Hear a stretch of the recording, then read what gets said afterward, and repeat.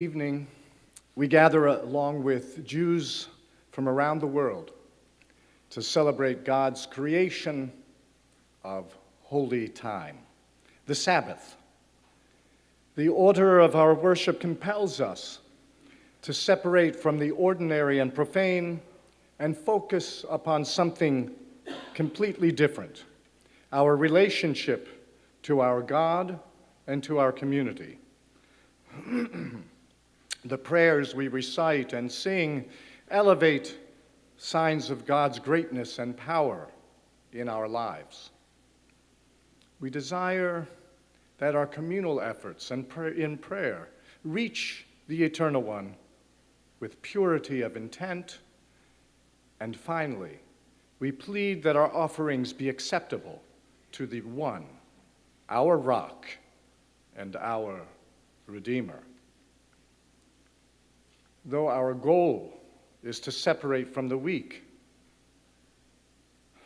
the events around us make it much more difficult. In this past week, on Yom HaShoah, we commemorated the horrific acts perpetrated against 6 million Jews and more than 7 million others who the Nazis and their collaborators deemed inferior or subhuman. We witnessed yet another shooting on a campus, on a college campus, the University of North Carolina. And exactly 6 months to the day after the brutal shooting at the Tree of Life Synagogue in Pittsburgh, yet another shooting, this time at Chabad of Poway Synagogue. We read and heard stories about the shooting and death of a gentlewoman, Lori Kay, with a beautiful smile, who baked the best challah in Poway. The wounding of an uncle, Almog Peretz, and a niece, Noya Dahan, who emigrated from Sderot to escape the almost daily trauma of bombs flying into their town from neighboring Gaza. And Rabbi Israel Goldstein, no relation, all shot for no other reason than that they were Jews. At any moment, we might experience a variety of feelings, any moment like these.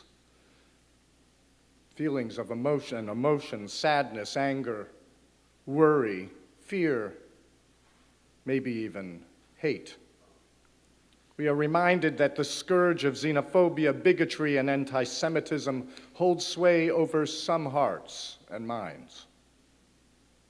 We remain stuck in an eternal cycle that affirms the rationalist understanding of evil in relation to God. That evil exists. What are we to do? In this week's Torah portion, Acharemot, the narrative of the tragic events surrounding the deaths of Aaron's sons continues. Moses passes on the specific instructions to Aaron about entering the tent of meeting, the proper attire, and the proper time. Despite the devastation Aaron must have felt when his sons were consumed by fire from within, he immediately followed the detailed instructions given by God through Moses. Aaron did not hide, nor did he retreat. In the simplest of terms, Aaron picked up where everything left off and continued living a life filled with awe of God. He continued in his service as the priest, making offerings on behalf of the community. He brought the prescribed offerings according to the detailed instructions he received. The fulfillment of these laws and ordinances reflected a deep connection to God and the Israelite community. The response was both individual and communal. More importantly, the response was a Jewish response, in that it was directly tied to the performance of rituals and sacrifices detailed in Torah. In the years since the Holocaust, and in the aftermath of the recent shootings, we see encouraging signs that the Jewish community continues to find ways to support and strengthen itself by answering calls to assemble in support of one another, to pray and to study. These fundamental activities of assembling, praying, and studying have provided sustenance for our community for thousands of years. Post-Holocaust history reflects the same result, how our community has not only survived, but become vibrant over these past 74 years since the end of World War II. Yes, in answer to calls from Jewish community leaders following these tragic events, by all means, show up at temple or synagogue. Let your community know that you stand together. Let the world know that we will not hide, fade away, or cower in fear over the threats of violence toward our people, or the hate-filled rhetoric spewed by anti-Semites, white nationalists, or any other fear-mongering group. Assert your Jewishness and your freedom to express it. About Jews, Leo Tolstoy wrote the following: "What is a Jew? What kind of unique creature is this whom all the rulers of the nations of the world have disgraced and crushed and expelled and destroyed, persecuted, burned, and drowned, and who, despite their anger and their fury, continues to live and to flourish? What is this Jew whom they have never succeeded in enticing with all the enticements in the world, whose oppressors and persecutors only suggested that he deny and disown his religion and cast aside the faithfulness of his ancestors? The Jew is the symbol of eternity.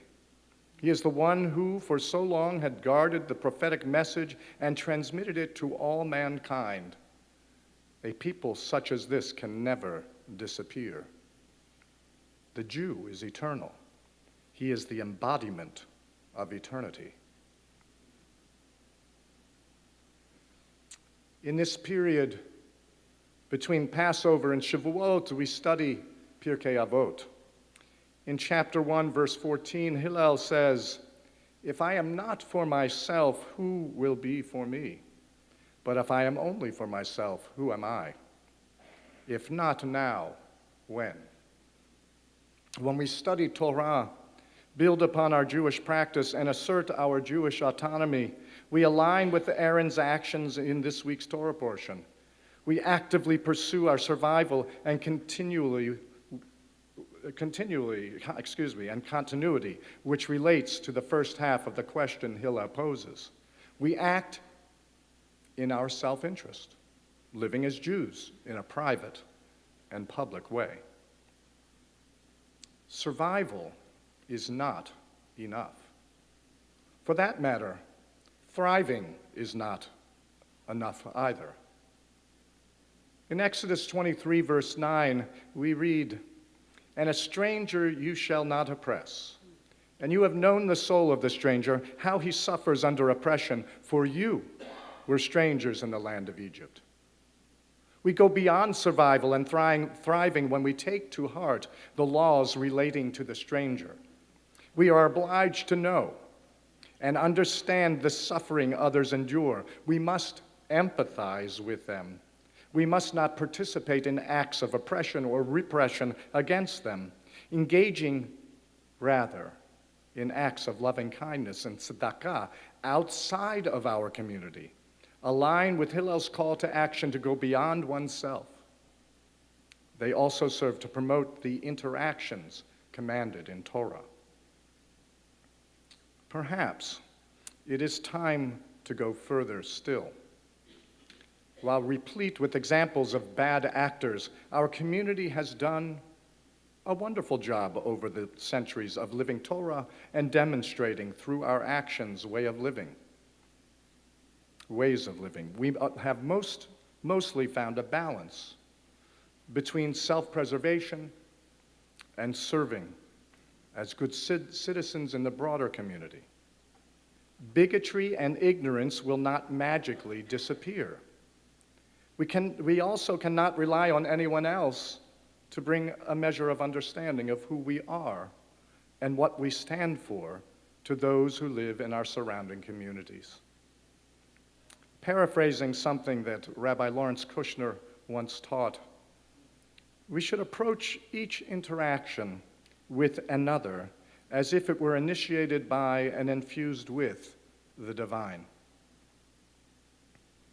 In addition to acting as a Jew in our daily lives, we can also impart our ways to those we encounter. The Shema may be our particular statement of connection to God, but it demands that we not only walk by its ways, but also teach it each day. To be sure, the teaching is meant for our children, but I would suggest that we consider extending it to those we encounter outside our families and our Jewish community. In the coming weeks, I would suggest that each one of us take on or enhance a particular Jewish practice in which we engage. If you don't do it already, say the Shema. When you meet someone in the market or in the town, find a moment of connection. Begin to see the world through their eyes and allow them to see it through yours. To many of those who escaped from the Nazis, America became known as Malchut Shel Chesed, a compassionate entity, a compassionate government. We find goodness in so many places. Each one of us can make a difference in the minds and hearts of our neighbors. We should want this place, this country, to always be known as a place of goodwill and compassion for us and for everyone who lives here. Throughout history, in much more difficult times than we live presently, the Jews of each generation did enough to ensure that we were blessed with a rich heritage of Torah, with Torah learning and intentional living rooted in Torah.